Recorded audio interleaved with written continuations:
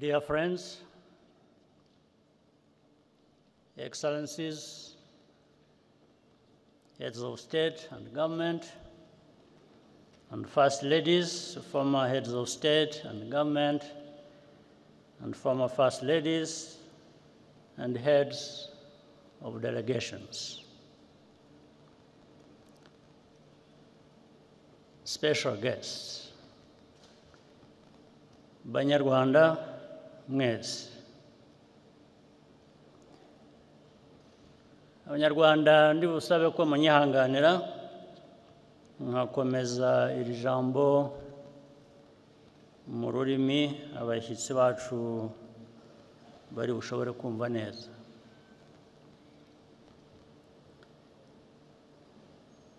Today, our hearts are filled with grief and gratitude in equal measure.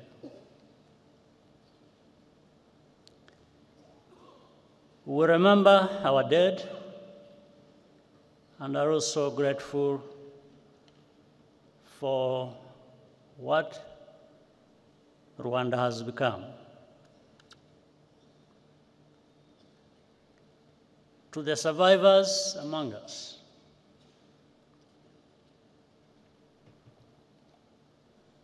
we are in your debt.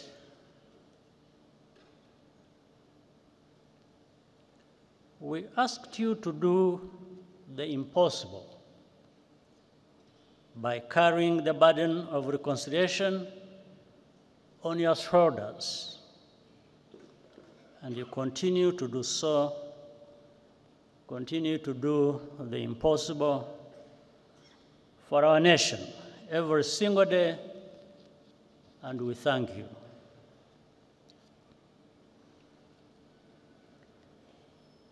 As the years pass, the descendants of survivors increasingly struggle with the quiet loneliness of longing for relatives they never met or never even got the chance to be born.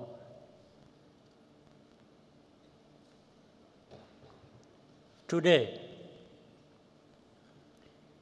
we are thinking of you as well. Our tears flow inward, but we carry on as a family. Countless Rwandans also resisted the call to genocide. Some paid the ultimate price for that courage, and we honor their memory. Our journey has been long and tough. Rwanda was completely humbled by the magnitude of our loss, and the lessons we learned are engraved in blood.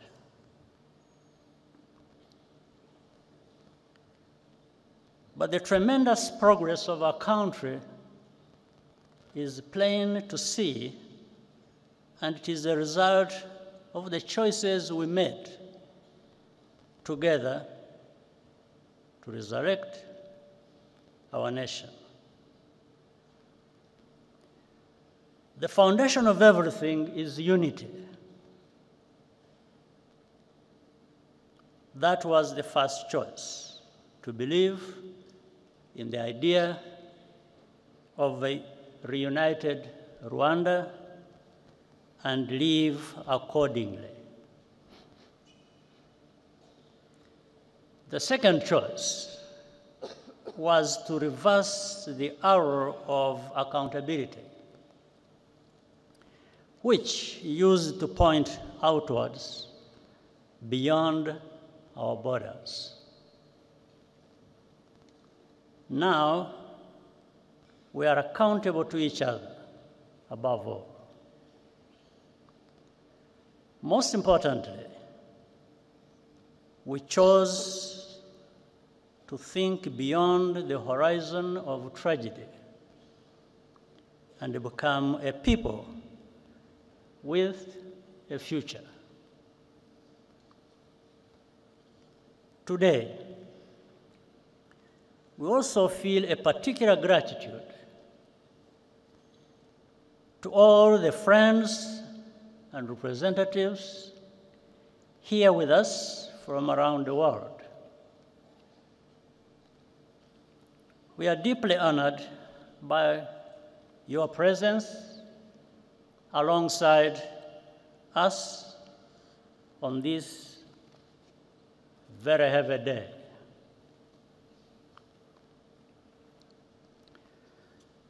The contributions you have made to Rwanda's rebirth are enormous and have helped us to stand where we are now. I want to recognize a few while also asking for forgiveness for not being able to mention all who deserve it. For example, Uganda, which carried the burden of Rwanda's internal problems for so many years and was even blamed for that.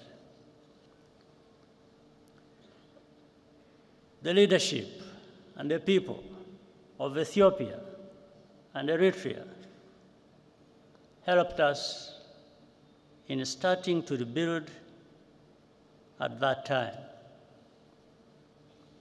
In fact, Prime Minister Abiy Ahmed, who is here, even served as a young peacekeeper in the immediate aftermath of the genocide. There is Kenya, Burundi, the Democratic Republic of Congo hosted large numbers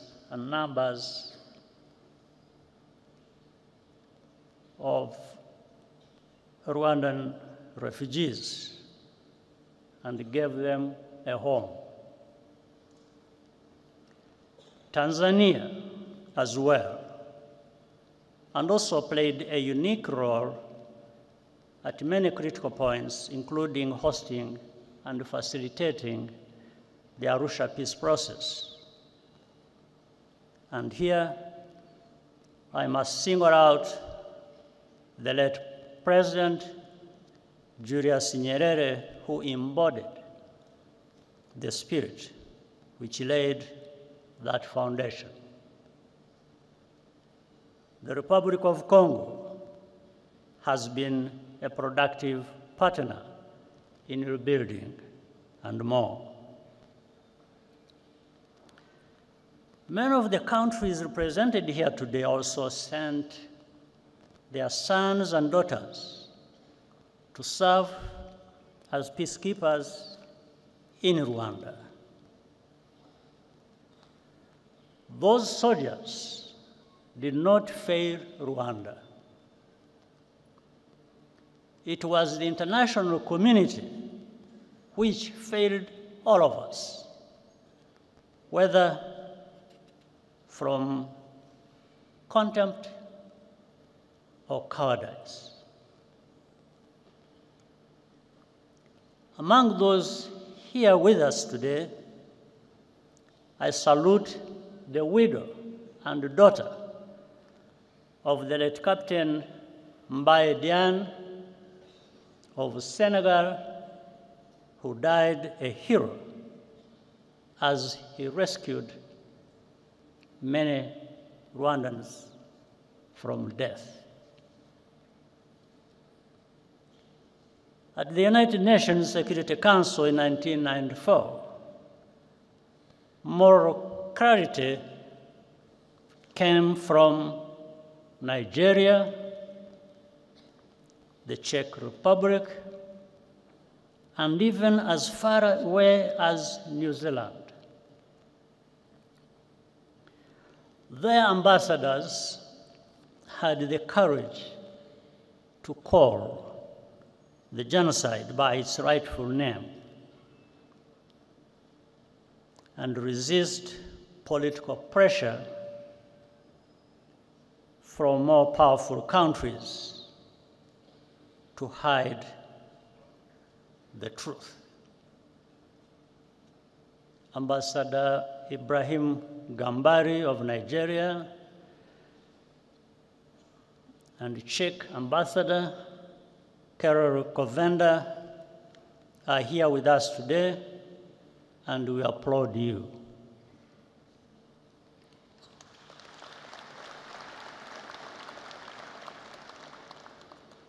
Even in countries where government policy was on the wrong side of history,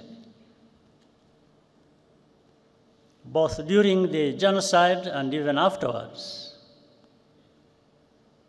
there were always individuals who stood out for their honesty and humanity. We shall always be grateful.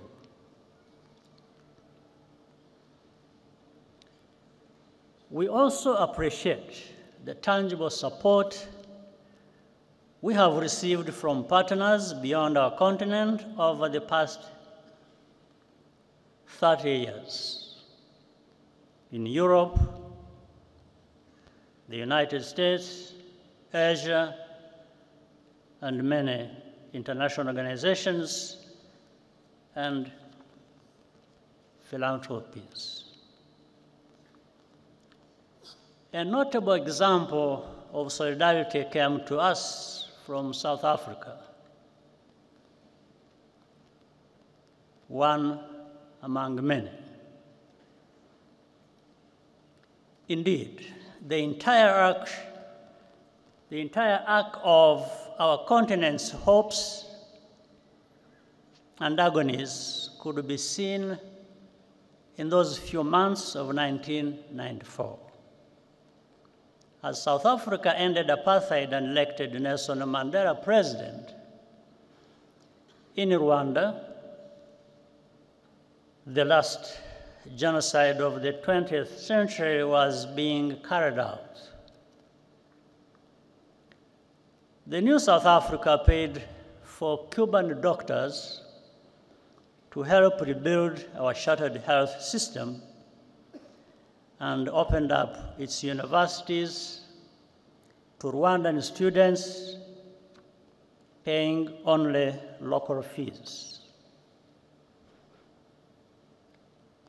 Among the hundreds of students who benefited from South Africa's generosity, some were orphaned survivors, others were the children of perpetrators, and many were neither. Most have gone on to become leaders in our country in different fields. Today, they live a completely new life. What lessons have really been learned about the nature of genocide and the value of life? I want to share a personal story, which I usually keep to myself.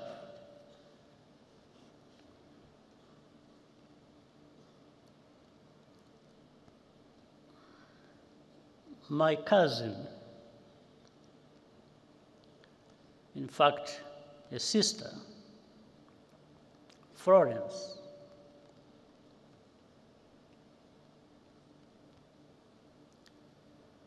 worked for the United Nations Development Program in Rwanda for more than 15 years.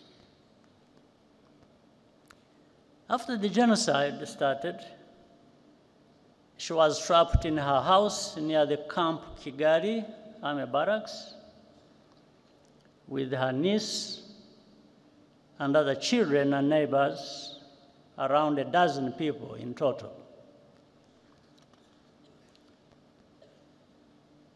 The telephone in Florence's house still worked, and I called her several times using my satellite phone. Each time we spoke, she was more desperate, but our forces could not reach the area.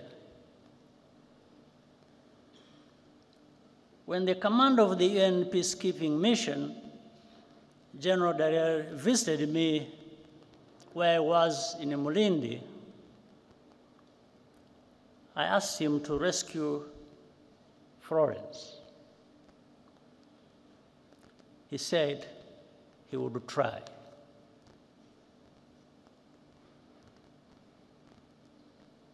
The last time I talked to her, I asked her if anyone had come. She said no, and started crying.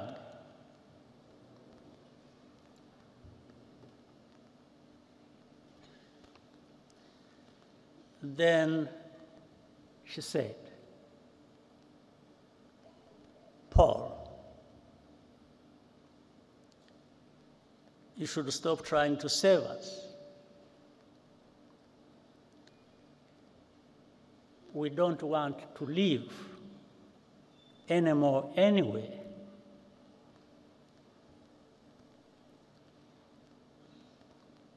I quickly understood what she was saying,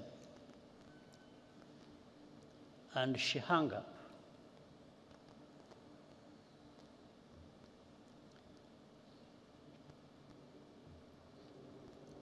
At that time, I had a very strong heart, but it weakened a bit because I understood what she was trying to tell me.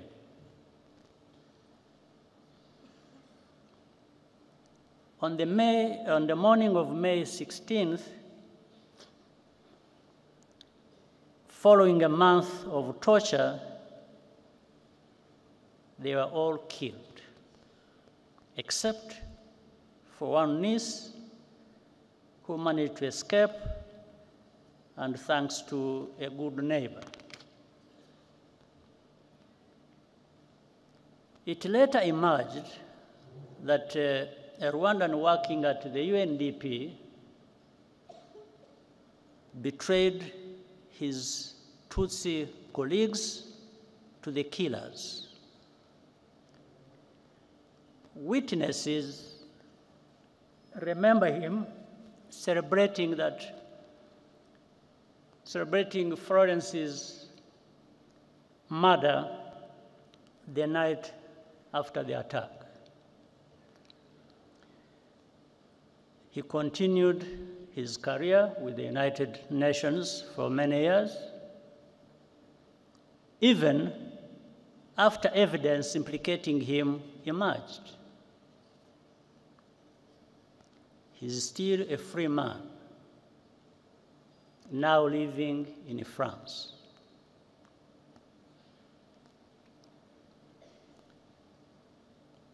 I asked General Dallaire what happened. He said that his soldiers encountered a militia roadblock near the house,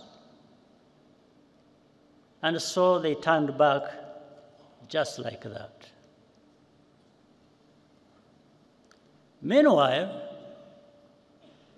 he conveyed to me an order from the United States ambassador to protect diplomats and foreign civilians evacuating from or by road to Burundi from attack by the militias. These two things happened at the same time. I do not need to be instructed to do something that goes without saying. That's what I was going to do.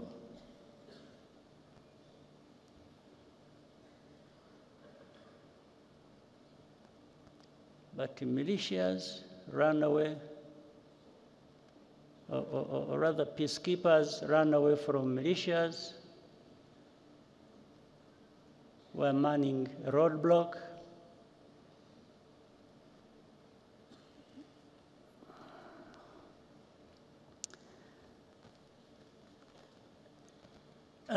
I do not blame General Dallaire. He's a good man who did the best that could be done in the worst conditions imaginable, and who has consistently borne witness to the truth despite the personal cost. Nevertheless, in the contrast between the two cases, I took note of the value that is attached to different shades of life. In 1994, all Tutsi were supposed to be completely exterminated once and for all, because the killings that had forced me and hundreds of thousands of others into exile 3 decades before had not been sufficiently thorough. That is why even babies were systematically murdered so they would not grow up to become fighters.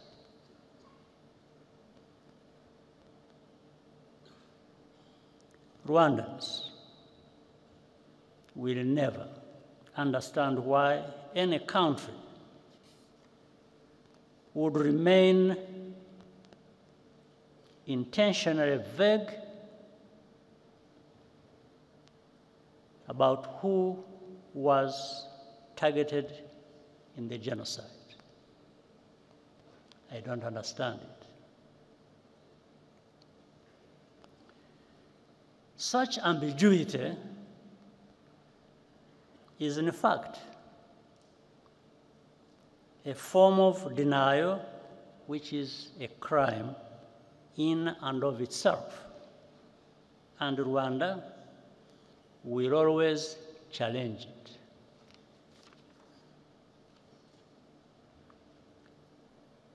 When the genocidal forces fled to Zaire, now the Democratic Republic of Congo, in July 1994, with the support of the external backers, they vowed to reorganize and return to complete the genocide. They conducted hundreds of cross-border terrorist attacks inside Rwanda over the next 5 years, targeting not only survivors, but also other Rwandans who had refused to go into exile, claiming thousands more lives. The remnants of those forces are still in eastern Congo today, where they enjoy state support in full view of the United Nations peacekeepers,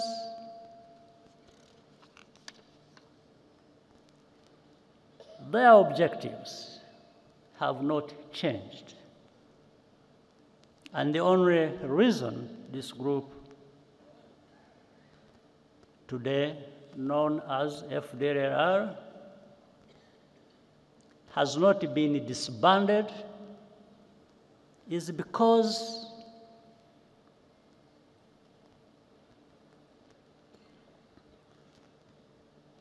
their continued existence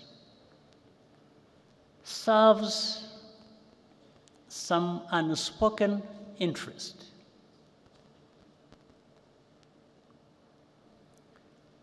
As a result, hundreds of thousands of Congolese Tutsi refugees live here in our country, in Rwanda, and beyond,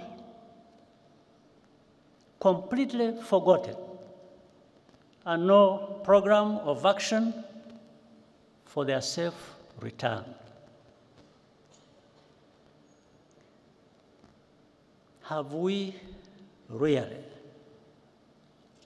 learned any lessons?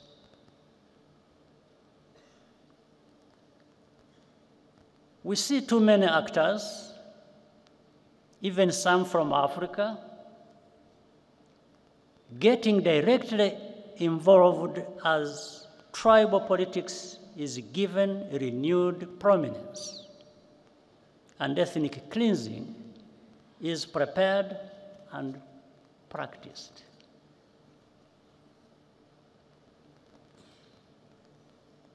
What has happened to us? Is this the Africa we want to live in? Is this the kind of world we want?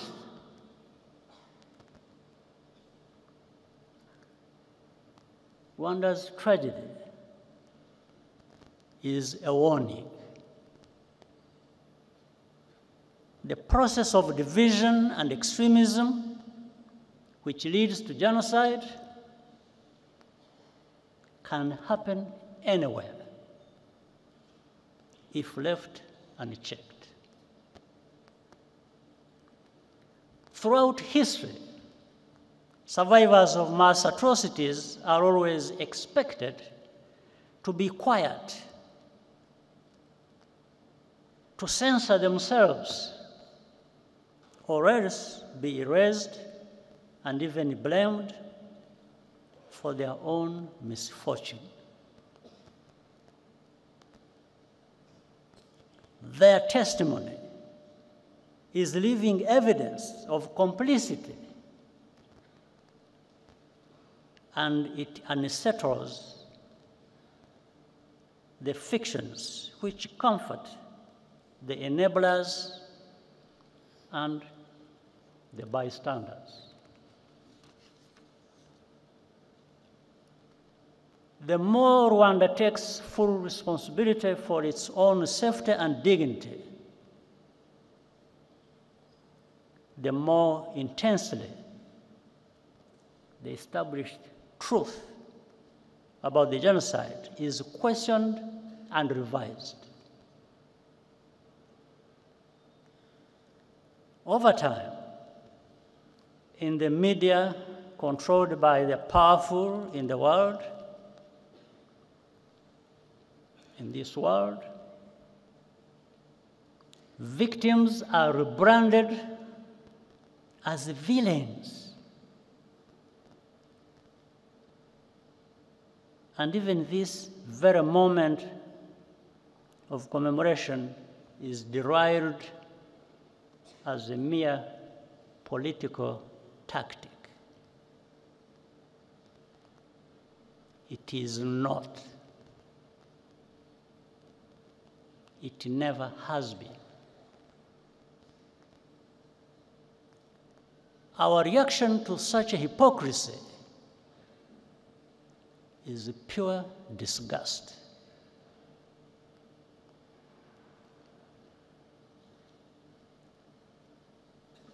We commemorate because those lives mattered to us.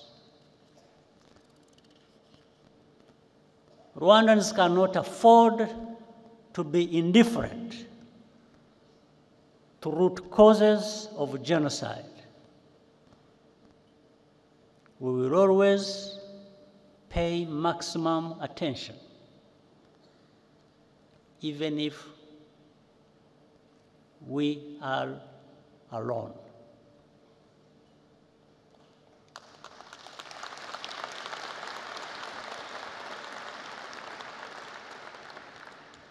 But what we are seeking is solidarity and partnership to recognize and confront these threats together as a global community.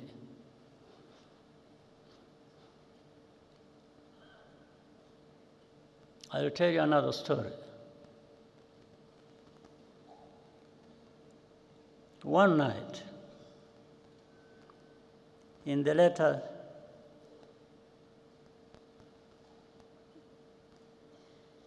days of the genocide, I received a surprise visit past midnight from General Dallaire.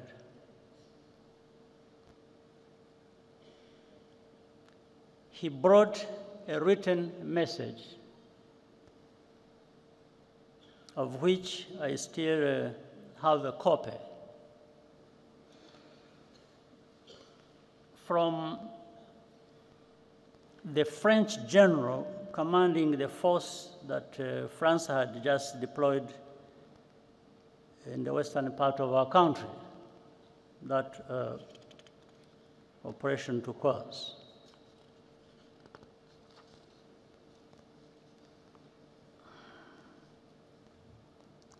The message said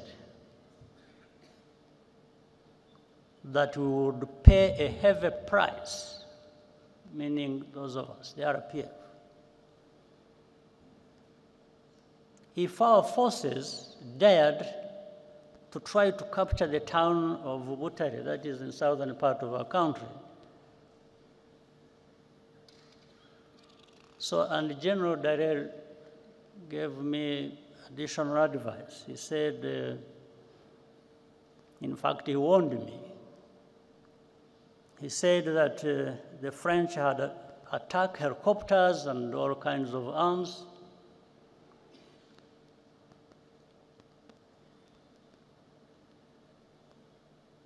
Every kind of heavy weapon you can imagine.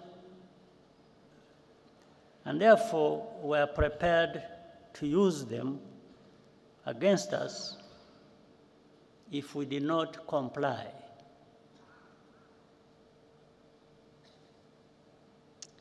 I asked Dallaire, I asked him whether French soldiers bleed the same way ours do. I asked him whether we have blood in our bodies. Then I thanked him and told him that he should just go and have rest and sleep, and have his sleep. After giving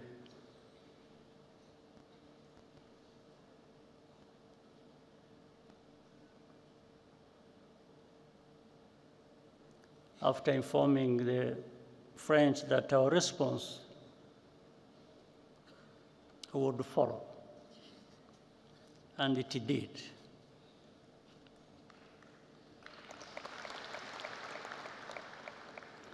I immediately radioed the commander of the forces that were actually in that direction,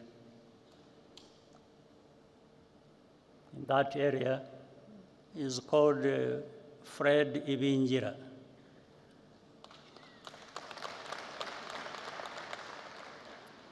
and told him to get ready to move and move to fight.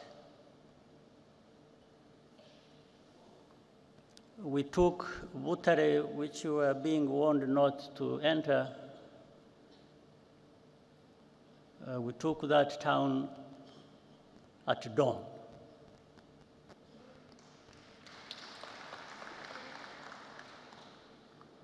Within weeks, the entire country had been secured.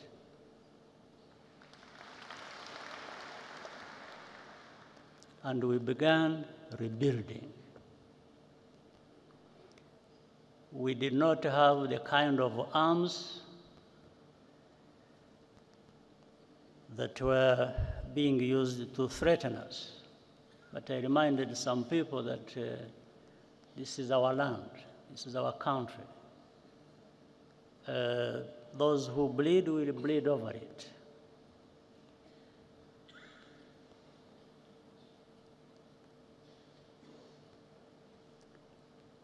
We had lost all fear.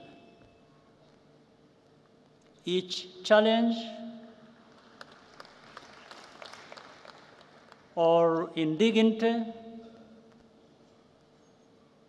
just made us stronger. After the genocide, we faced the puzzle of how to prevent it from recurring. There were three broad lessons we learned as a result of our experience. First, only we as Rwandans and Africans can give full value to our lives. After all, we cannot ask others to value African lives more highly than we ourselves do. That is the root of our duty to preserve memory and tell our history as we lived it. Second, never wait for rescue or ask for permission to do what is right to protect people.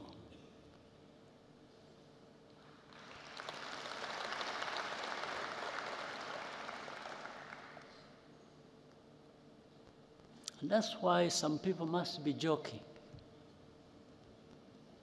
when they threaten us with all kinds of things and they don't know what they're talking about.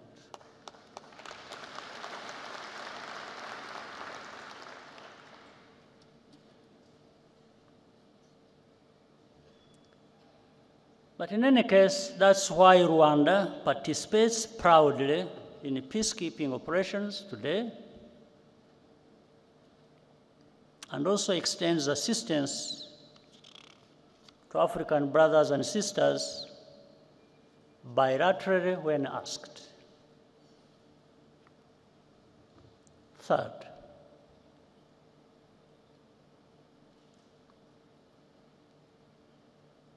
stand firm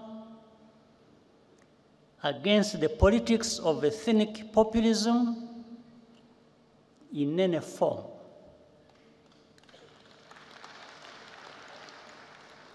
Genocide is populism in its purified form,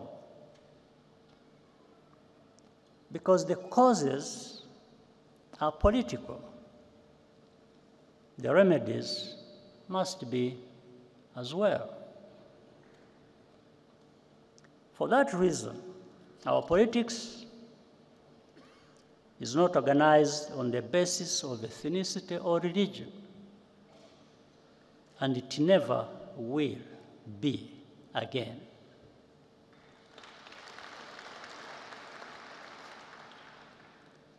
The life of my generation has been a recurring cycle of genocidal violence in 30-year intervals. From the early 1960s to 1994,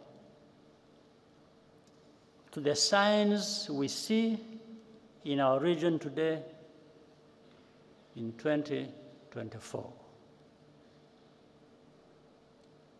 Only a new generation of young people have the ability to renew and redeem a nation after genocide.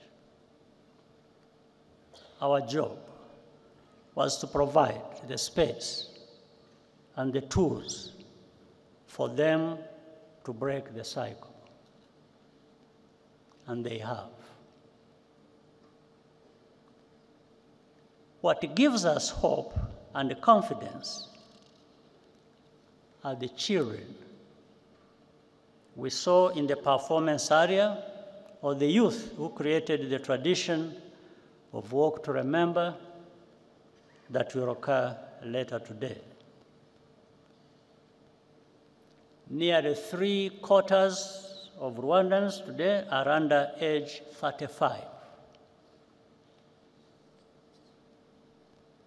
They either have no memory of the genocide or were not yet born.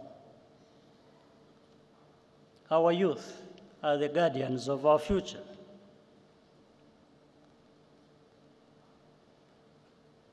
And the foundation of our unity, with a mindset that is totally different from the generation before. Today, it is all Rwandans who have conquered fear. Nothing can be worse than what we have already experienced. This is a nation of 14 million people who are ready to confront any attempt to take us backwards.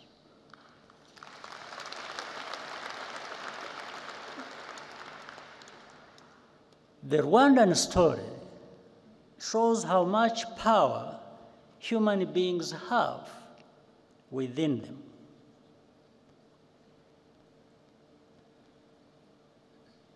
Whatever power you do have, you might as well use it to tell the truth and do what is right. During the genocide, people were sometimes given the option of paying for a less painful death. There is another story I learned about at the time, which always sticks in my mind, about a woman at a roadblock in her final moments. She left us a lesson that even every African should live by. Every African should live by this lesson. When asked by the killers how she wanted to die, she looked them in the eye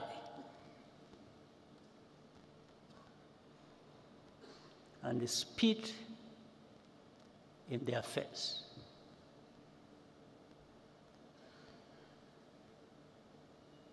Today, because of the accident of survival,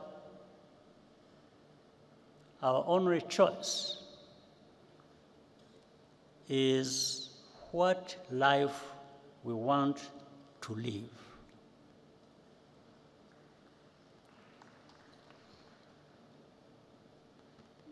Our people will never, and I mean never, be left for dead again.